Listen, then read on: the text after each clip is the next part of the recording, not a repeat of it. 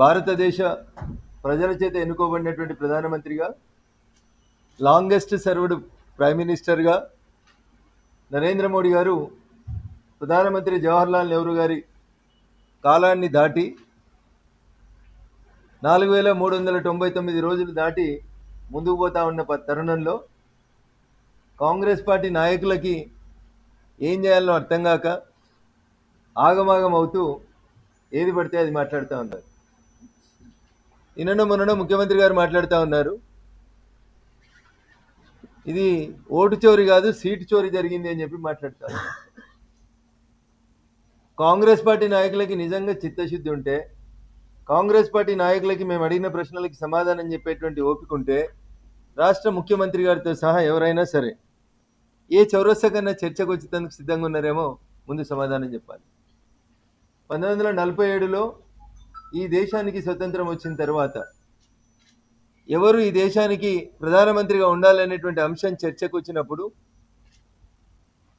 ఇప్పటి Congress working committee లాగా అప్పుడు కూడా కాంగ్రెస్లో ప్రావిన్సులకు సంబంధించినటువంటి నాయకులు నాయకత్వం వహించేవాళ్ళు. వారు అప్పుడు దేశ తొలి ప్రధానిగా ఎవరు ఉండాలి స్వతంత్రం సిద్ధించిన తర్వాత అని చర్చకు వచ్చినప్పుడు కాంగ్రెస్ పార్టీ పెద్దలు అందరూ కూర్చొని ఓటింగ్ జరుపుకున్నారు. ఆ ఓటింగ్లో సర్దార్ వల్లభాయ్ పటేల్ గారు, పండిట్ జవహర్లాల్ నెహ్రూ గారు ఇద్దరు పోటీ పడితే జవహర్లాల్ నెహ్రూ గారికి వచ్చింది 1 ఓటు, సర్దార్ వల్లభాయ్ పటేల్ గారికి వచ్చినాయి 16 ఓట్లు.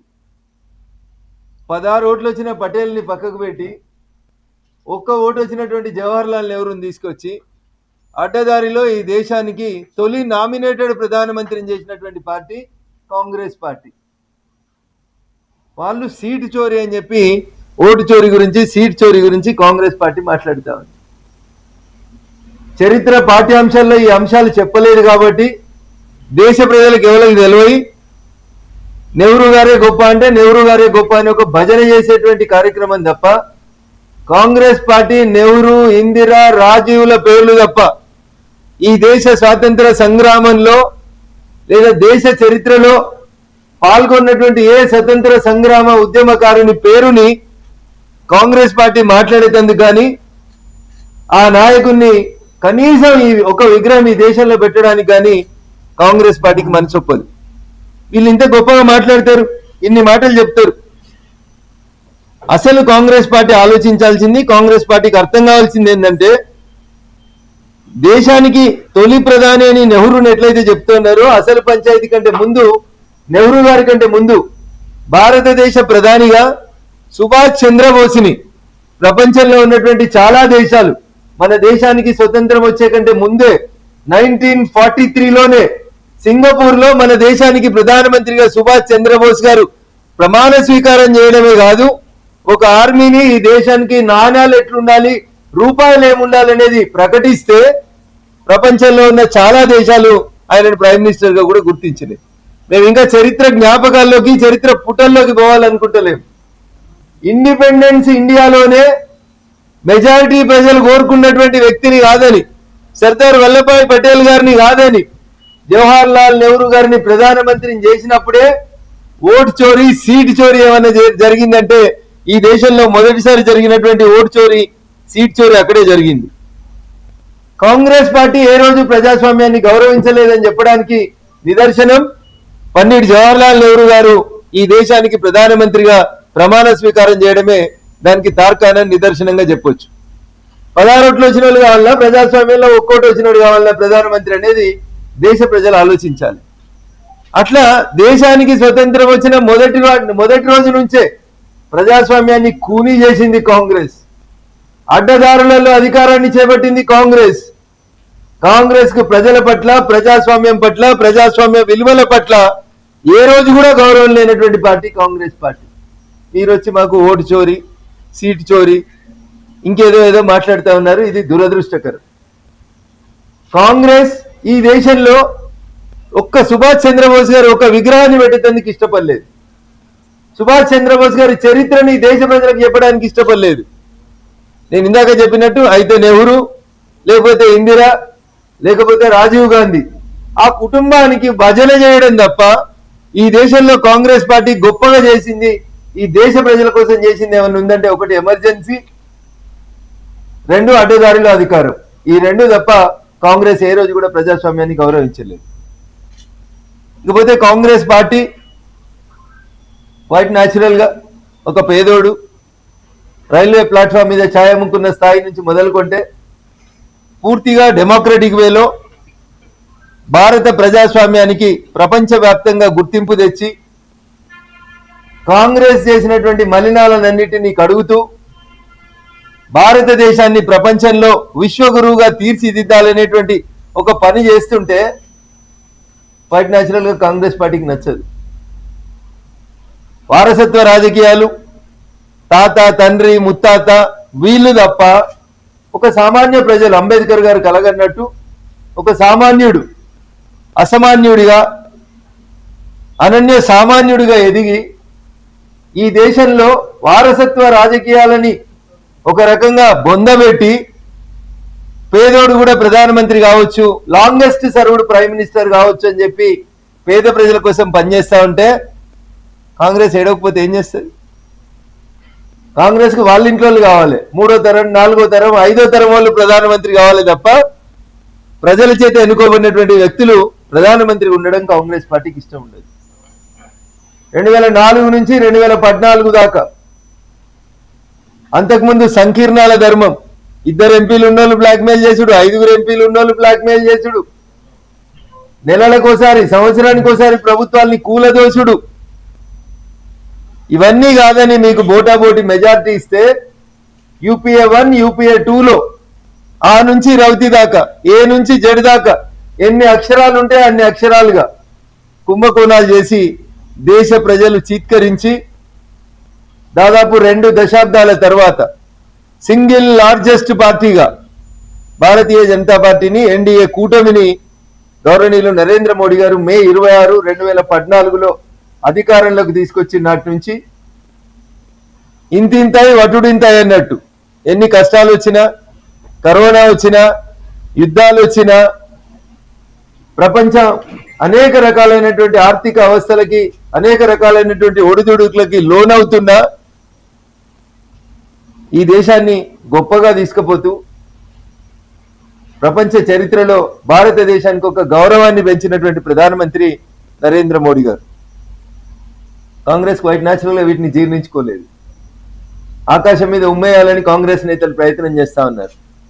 తిరిగి అది మీ ముఖాల మీదనే పడుతుంది అనేది కాంగ్రెస్ పెద్దలు అర్థం చేసుకోవాలి. నరేంద్ర మోడీ గారు ఏదైనా తీసుకొస్తే మనం వ్యతిరేకించాలి.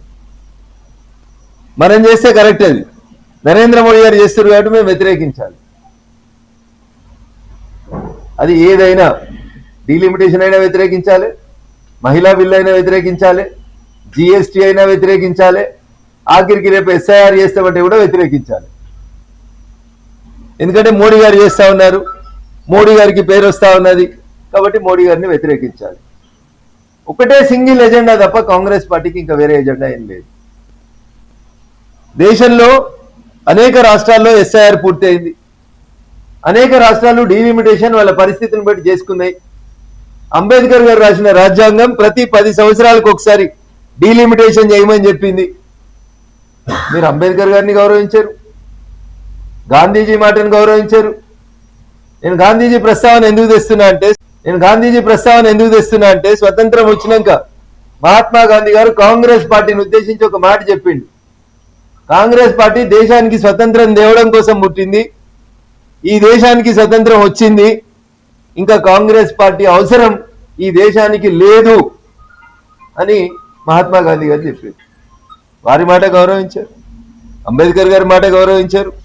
అంబేద్కర్ గారిని గెలవనియరు, సుభాష్ చంద్రబోస్ విగ్రహాలు కనబడనియరు, అఖండ భారత్గా 543 సంస్థానాలని దేశ తొలి హోంమంత్రిగా ఉక్కు మనిషిగా ఈ దేశంలో కలిపి ఆఖరికి నిజాం నవాబు మెడల్ని 4 రోజులలో వంచి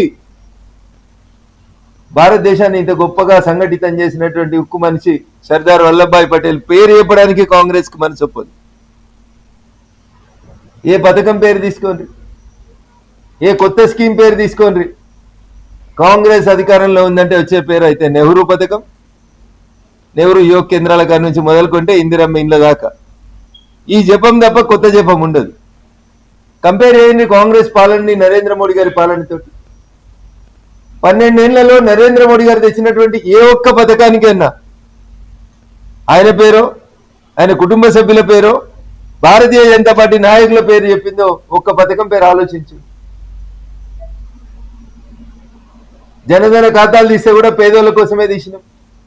స్వచ్ఛ భారత్ తీసుకొస్తే కూడా టాయిలెట్స్ కట్టాలనుకుంటే పేదోడికి స్వచ్ఛ భారత్ మిషన్ అని పెట్టినాం, కానీ నాయకుల పేర్లు పెట్టలేదు.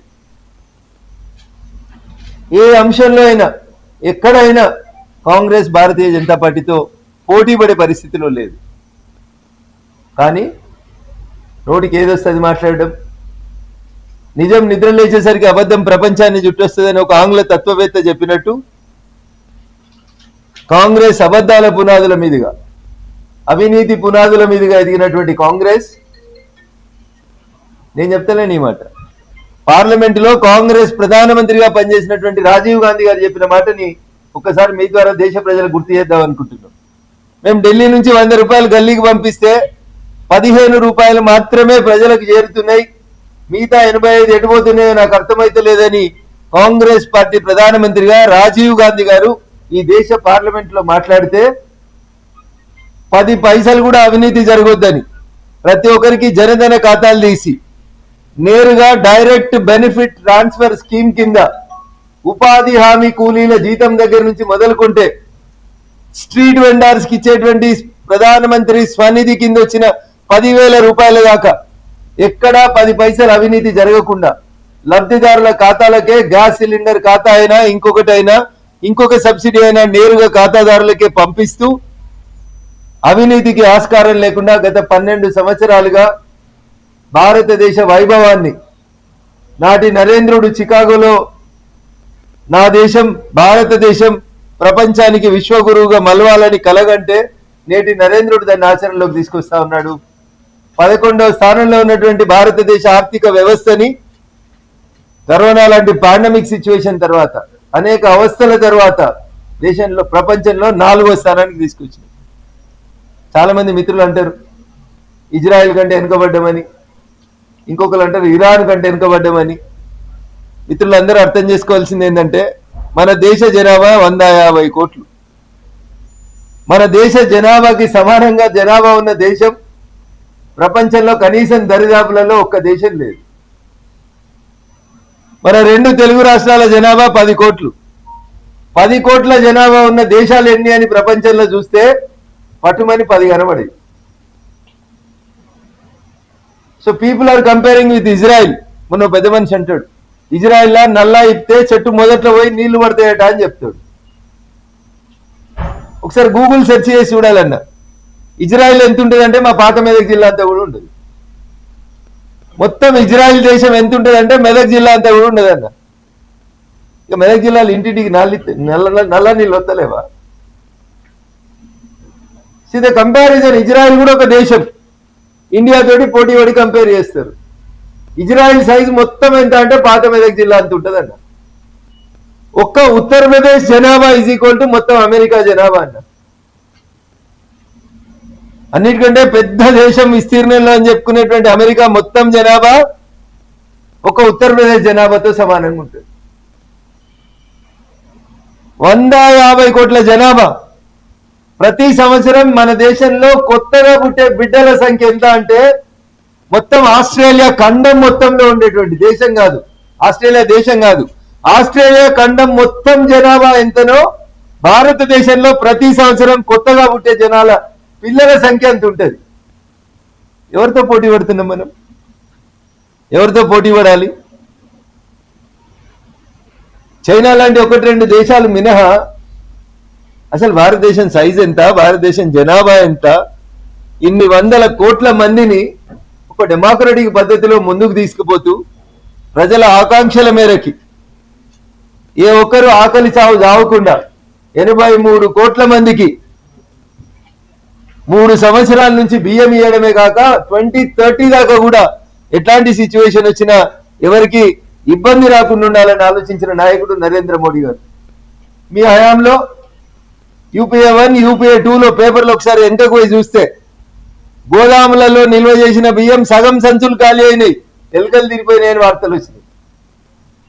1,00,000 టన్నుల బియ్యం గోదాములలో ఉండాలంటే లెక్క చూస్తే 50 లక్షల టన్నులు, దాంట్లో సగం 50,000 టన్నుల బియ్యం కూడా గోదాములలో కనవల్లే. అన్ని ఖాళీ సంచులే ఉన్నాయి, బియ్యం ఎటువైనాయి అంటే ఎలుకలు తిన్నాయని చెప్పారు మీరు. గాడికేలి ఈ దేశంలో ప్రతి ఇంటికి ప్రతి మనిషికి ప్రతి నెల 1 నేషన్ 1 రేషన్ పేరిట బీహార్ వాళ్ళు వచ్చి హైదరాబాద్ లో కూలీ పని చేసుకుంటే కూడా ఇక్కడ రేషన్ బియ్యం ఇవ్వాలనేటువంటి ఆలోచన చేసినటువంటి నాయకులు నరేంద్ర మోడీ గారు. ఇట్లా చెప్పుకుంటే పోతాన్నా రేపు పొద్దున 12 దాకా నరేంద్ర మోడీ గారు తీసుకొచ్చినటువంటి పథకాలని చెప్పేటువంటి గొప్ప ప్రజాస్వామిక దేశంగా మన దేశాన్ని తీర్చిదిద్దారు. మీ పిల్లలు ఏడ చదువుతున్నారంటే అమెరికాలో, ఆక్స్ఫర్డ్ లో, కేంబ్రిడ్జ్ లో అని చెప్పుకునే స్థితి నుంచి ప్రపంచానికి విద్యను అందించినటువంటి నలంద, తక్షశిల యూనివర్సిటీలని తిరిగి పునః ప్రతిష్టాపన చేసి వాటి ఎక్స్పాన్షన్ కోసం పనిచేస్తున్న నాయకుడు, భారతీయ సంస్కృతిని ప్రపంచం నలుమూలల చాటుతున్న నాయకుడు నరేంద్ర మోడీ గారు. ఆయనకి కాంగ్రెస్ పార్టీ కంపారిజన్ తీసుకొస్తే నక్కకు నాగలోకానికి మధ్యలో ఉన్నంత తేడా ఉంటది. వీళ్ళు కూడా ఇక మా గురించి మాట్లాడుతూ ఉంటారు. Hi everybody, this is Kireeti Damaraju. Like, share and subscribe to Saira TV. ఓ సైరా.